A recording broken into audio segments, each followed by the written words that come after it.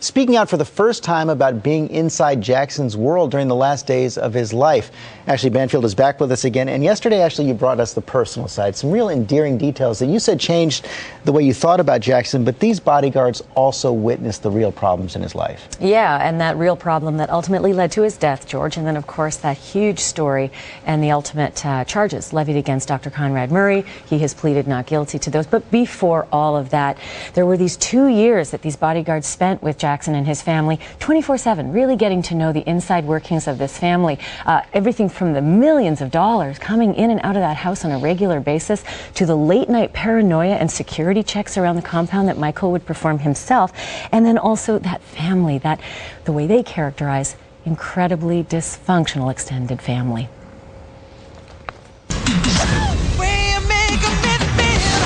He was the king of pop,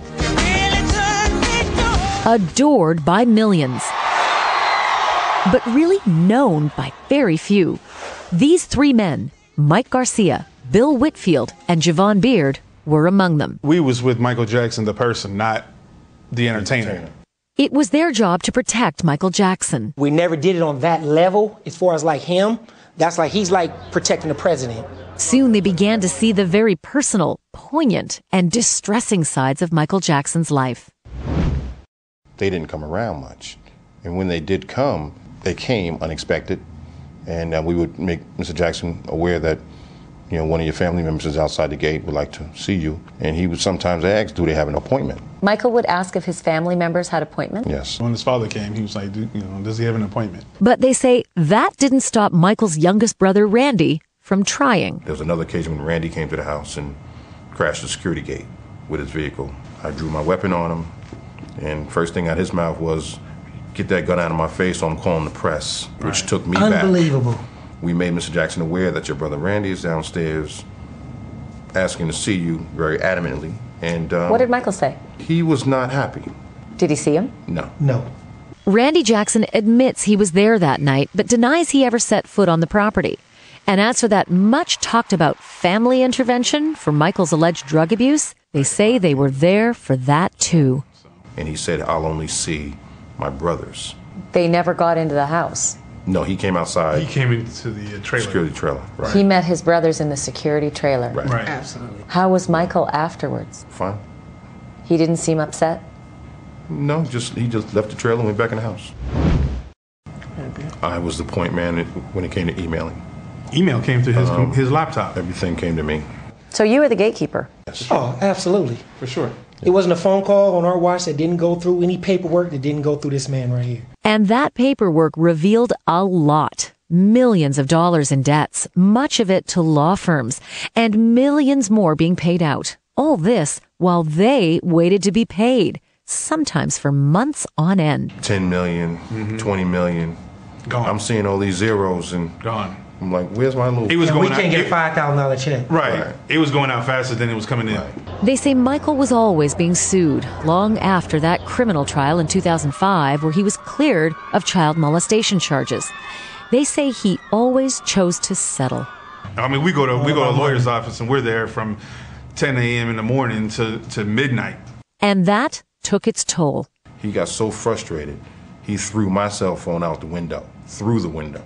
And then he looked at me and said, Bill, you're going to need a new phone. But even with so much money changing hands, they say credit cards were declined and hotels were evicting. We were asked to leave hotels because the credit card on file was being Bill wasn't paid. denied. And Michael Jackson's credit cards were declined. Someone wasn't paying the bill. How often would this happen? I remember 4 different occasions. When longtime friend Jesse Jackson turned 66, they say Michael and his entourage couldn't even afford to get there. Jesse Jackson put up his credit card to fly the entire staff and team out, put us up in a hotel for 3 nights. Jesse paid for everything. Yes. Did he seem like he had a drug problem? A drug problem? No. Not a drug problem. Not a problem. Not a problem. Certainly there were times that he gave the appearance that he was probably high on something. He was intoxicated in some way, but not, I wouldn't say a problem, no. On occasion, he would ask for marijuana? He'd ask about it. Yeah. He'd ask about it. And when it came to Jackson's insomnia, The guards say they witnessed plenty. It's 3 o'clock. What's the dance floor open on? Watching, put the flashlight on. Oh, that's just the boss practicing. 3 Right back to a.m. our trail. Sure. 3, 4 a.m. Wee hours of the night. What of the relationship with doctors? One of whom, Dr. Conrad Murray, is now charged in his death. When he came onto the scene, he was taking care of the kids. Kids had colds and and were sick and stuff. He was taking care of the kids. There's a lot of blame that's being zeroed in towards Dr. Murray. One person. Scapegoat. I never thought it was at the fault or at the hands of one person. They say they weren't in L.A. when Jackson died, but were among thousands of people at the Staples Center for the memorial. I looked around. I looked at a lot of celebrities, a lot of stars. Where were they? And it just made me just wonder, where were they? Or Where were they? Were these some of the people that turned their back on him after the second trial? The guy was so lonely. Where were they? And I just wanted to say I love him so much. To see Paris on that stage, It was unbelievable. It was unbelievable. That hurt me. I don't even want to talk about it. Yeah, that. It was a quiet ride home. If they're listening to this, what do you want the kids to hear? What do you want to say to the kids?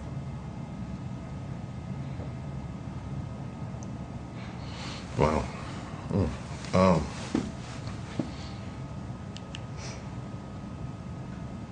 I don't know. I'm a little speechless on that right now. Threw us off. Yeah.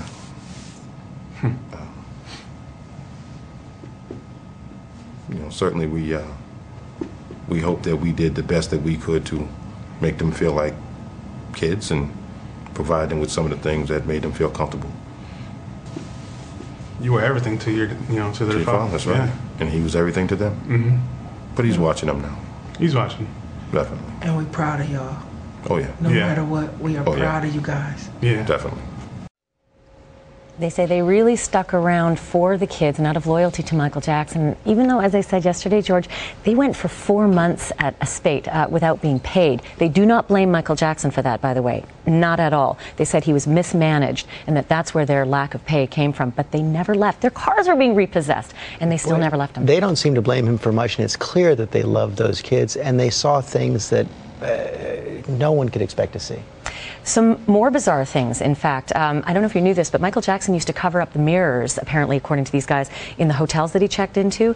He would avoid mirrors in public. If he got into an elevator, he would shield his eyes from them. He feared that there were cameras behind a lot of the mirrors. He used to travel with a briefcase, apparently full of cash. Don't ask me why. Maybe it was because the credit cards were being Didn't always have enough, but yeah. And then also, he loved eBay. He was a huge eBay fan, apparently. He was on eBay all the time. And if you want to go on the web, abcnews.com, great stuff, including what they thought of Janet. Apparently, she had no status in that family. They called her Little Janet. She was like the little sister who couldn't really speak up, especially that rumored intervention that Janet even talked about herself. You can find all that on abcnews.com. Ashley Banfield, thanks very much.